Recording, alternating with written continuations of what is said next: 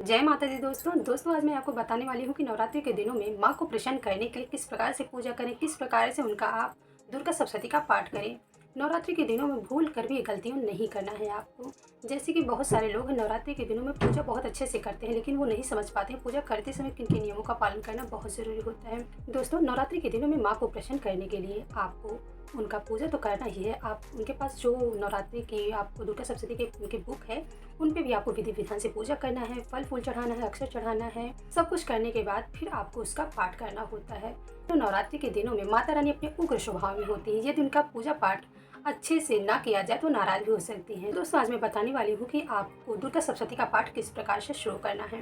दोस्तों, दुर्गा सप्तशती का पाठ करते समय आपको ये बहुत ध्यान देना है कि जब आप दुर्गा सप्तशती की किताब लें, बुक लें, आपको उसे किसी स्टैंड पे रखना है, ये किताब, या फिर आपको ऐसे किसी लाल कपड़े में ऐसे बांध के लेना है। ये बहुत ज़रूरी, क्योंकि लाल रंग माता रानी को बेहद पसंद है। इसलिए आपको इन बातों का विशेष ध्यान देना है कि आपको लाल कपड़े में बांध कर ही माता की किताब को रखना है।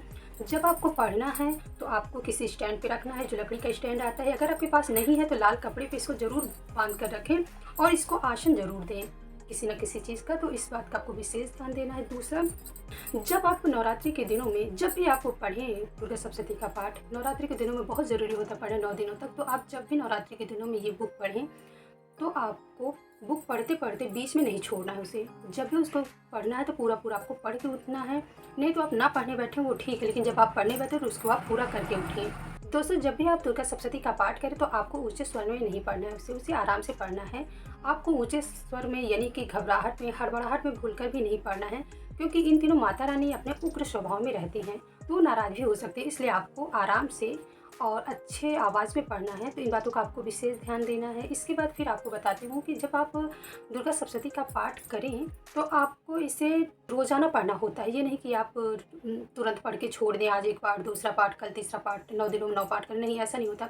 आपको इस पाठ को रोज़ाना पूरी किताब को पढ़ना होता है। अगर आप नहीं पढ़ सकते हैं तो आप, ये 3 भागों में विभाजित है, महाकाली, महालक्ष्मी और महासरस्वती। तो आपको 3-3 पाठ करके 3 दिनों में पूरा करना होता है।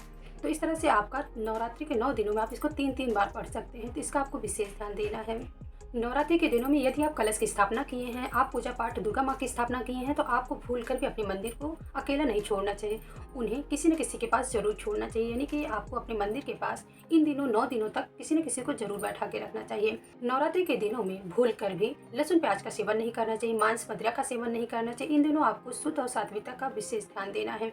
जिनके घर में व्रत रह रहे हैं लोग, उनके घर में तो करना ही है। जिनके घर में नहीं भी लोग कर रहे हैं, उनके घर में भी ये चीज़ शुद्धता का विशेष ध्यान देना होता है। नवरात्रि के दिनों में जब भी आप दुर्गा सप्तशती का पाठ करें तो उन्हें भी धूप, दीप, अक्षत, फूल सब कुछ चढ़ाएं। उसके बाद ही आपको दुर्गा सप्तशती का पाठ करना होता है। दोस्तों, इन नियमों का आपको विशेष ध्यान देना है नवरात्रि के दिनों में, क्योंकि नवरात्रि के दिनों में माता रानी को आप प्रसन्न करने के लिए उनका पूजा पाठ कर रहे हैं। ऐसा नहीं कि आपको नाराज करने के लिए उनकी पूजा पाठ कर रहे हैं। तो दोस्तों, इन बातों का आपको विशेष ध्यान देना है। विशेष ध्यान देते हुए आपको पूजा शुरू करना है और पूजा करते करते माँ को आपको रोज़ाना भोग लगाएं, प्रसाद चढ़ाएं और उनकी आराधना करें। जब आपकी पूजा हो जाए तो दुर्गा चालीसा का पाठ करें और आरती करें। दोस्तों, इस तरह से ये नियम आपको अपनाना है। आपको ये वीडियो कैसे लगी? अगर वीडियो पसंद आई हो तो मेरे चैनल को लाइक से सब्सक्राइब ज़रूर करें। Thank you.